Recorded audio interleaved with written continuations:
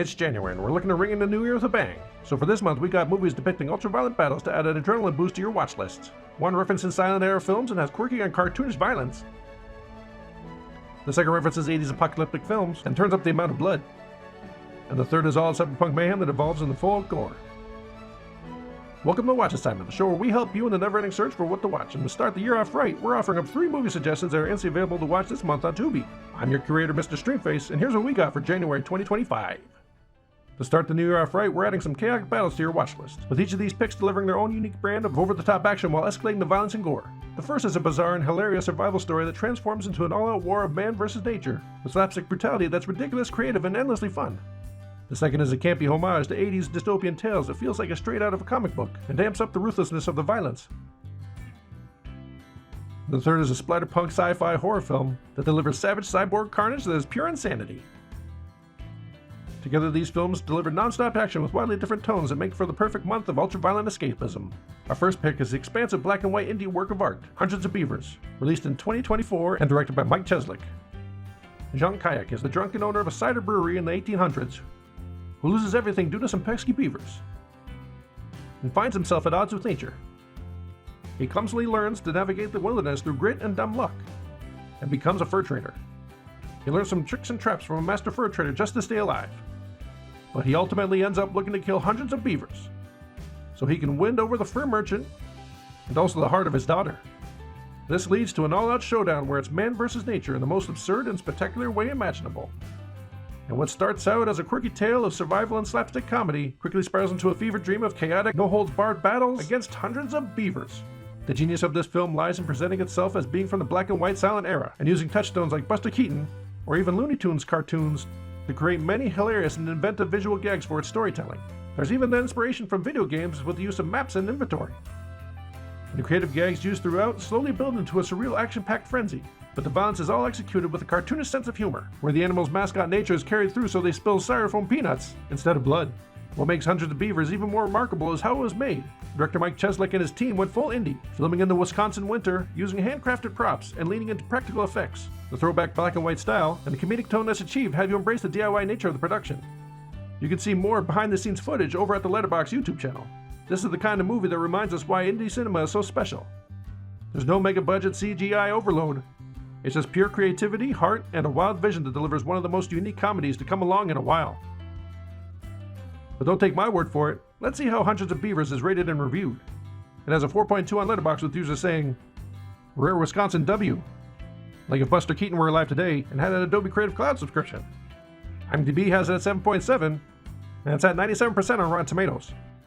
Our second pick turns the violence more graphic while still having a cartoonish feel in the 80s exploitation Turbo Kid, released in 2015 and directed by Francois Simard and Anouk and Jan Carl Wissel.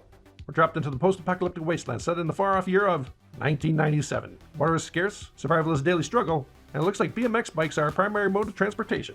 We're introduced to the kid. He's a scavenger who idolizes the comic book superhero Turbo Rider, but lives a quiet, isolated life, until he meets Apple, a bubbly, eccentric girl who brings some much-needed color to his dreary world.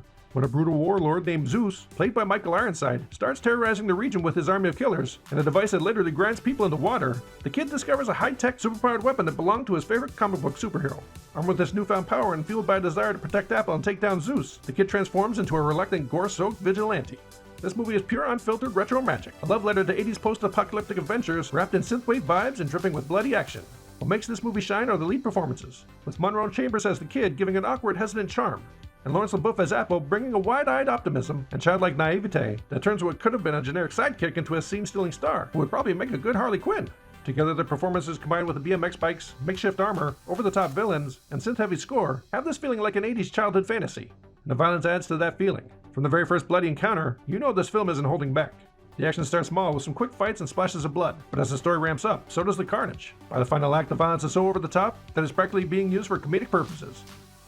It's perfectly in line with the movie's comic book inspired tone, and we're left with a cartoonish and campy retro style blast of fun. But don't take my word for it, let's see how Turbo Kid is rated and reviewed. It has a 3.4 on Letterboxd with users saying, "Imagine Sam Raimi and James Cameron got together to make a Mega Man movie for $1.25. A blood-soaked post-apocalyptic BMX love story starring Michael Ironside you never knew you always wanted." IMDb has it at 6.7, and it's at 91% on Rotten Tomatoes. Our final pick is not for the faint of heart, as we dive headfirst into the madness with Meatball Machine, from 2005 and directed by Hideo Yamaguchi and Junichi Yamamoto. Yoji, a shy factory worker who struggles to find connection in his bleak and monotonous life, secretly pines for Sachiko, a quiet woman who neighbors the factory where he works. Just when Yoji gets her back to his apartment and begins to connect with her, an alien parasite interrupts the moment and takes over Sachiko's body, turning her into a grotesque biomechanical monster called a Necroborg. Turns out these parasites use human bodies as Necroborgs to brutally fight each other to the death. Yoji is soon turned into a Necroborg himself, but fights out the parasite and retains control of his body. He sets out to rescue Sachiko, but she's under the parasite's control, so Yoji will have to do battle with her in order to save her. The heart of the film lies in the relationship between Yoji and Sachiko.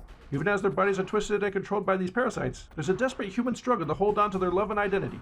The film manages to balance its relentless, grotesque violence with moments of genuine tenderness, showing the regret Yoji has for letting the parasite take her over and the lengths he's willing to go to save Sachiko from the nightmare.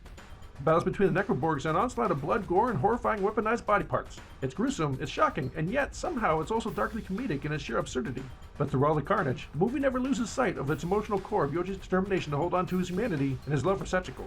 This isn't just a splatter film, it's a tragic love story wrapped in body horror and sci-fi madness. If you can stomach the blood and guts, you'll find a story with real heart hidden amidst all the carnage.